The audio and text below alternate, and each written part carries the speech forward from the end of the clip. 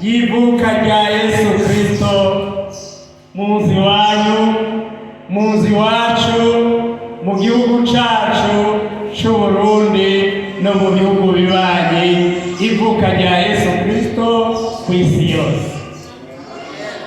Iri vuka rya Yesu Kristo twavutse twumva barihimbaza natwe kandi turarihimbaza kuko tuzi uwo turiko turahimbaza uwo ari we.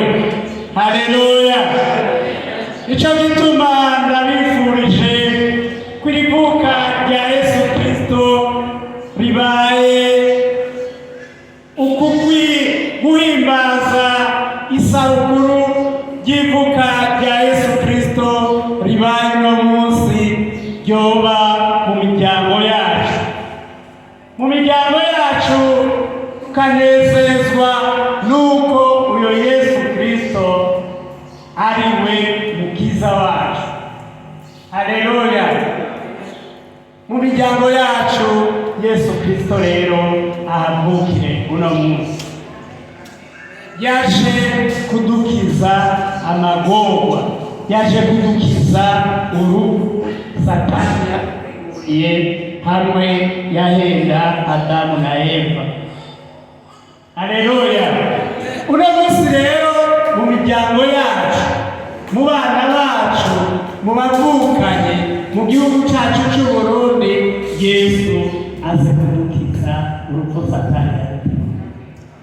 Amena, amena. Wumve muri wewe ko wamaze gutegurira Yesu Kristo kwavukira muri wewe.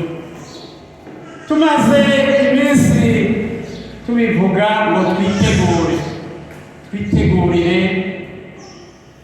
iyo sabukuru, tuyitegurire mu kweza imitima yacu, ukweza tukamesa impuzu zacu. Impuzu zacu tumesa egome ni impuzu z'umubiri nazone zirimo, ariko impuzu z'umutima nizo dukwiye kumesura bene data. Ukumva yuko wifuza wa wundi yagupfira ari we Yesu Kristo ko agukeneye wejejwe. Haleluya! Amen. Kuri uyu murongo wa 12 haratubarira ngo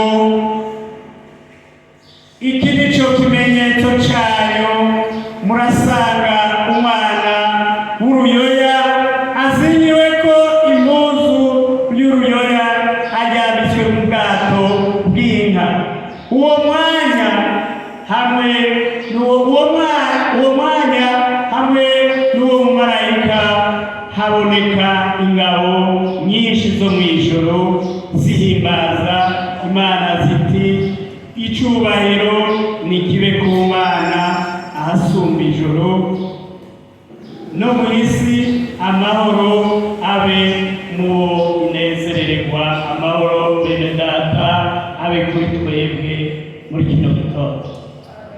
Amahoro abe muri twebwe, abe kuri twebwe muri kino gitondo turiko duhimbaza ivuka ry'umwami wacu, umwami w'abami ari we Yesu Kristo. Amen. Shengero ry'Imana, nashaka ndabakire muri iri jambo ryo kubifuriza umunsi mukuru mwiza, aho turiko turibuka ivuka rya Yesu Kristo.